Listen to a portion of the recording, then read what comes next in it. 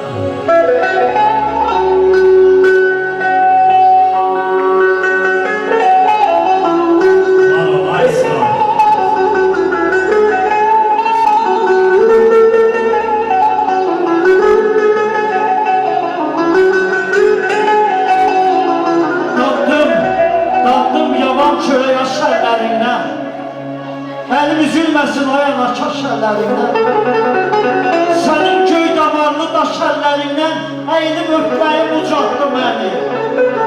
İsitdim yuvamı ocaqla közlə, İsitdim ruhumu bir şirin sözlə.